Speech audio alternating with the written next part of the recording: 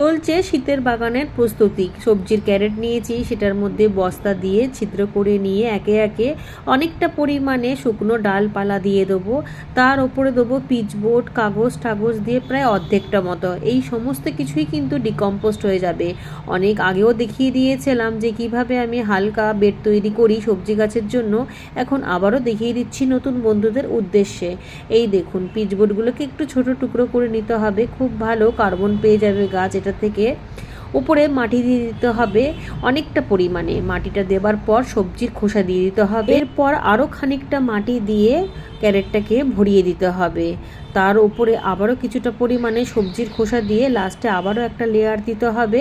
এইভাবেই কিন্তু আমি সবজির ক্যারেট তৈরি করে নিয়ে এতে বেডটাও হালকা হয় এবং সবজিও দেখার মতো হয়। যেহেতু মাটিটার মধ্যেই কম্পোস্ট তৈরি করাই ছিল, তাই জন্য আমি কোনো রকম কোনো সার ব্যবহার করিনি, কিচেন কম্পোস্ট দিয়ে হয়ে গেল।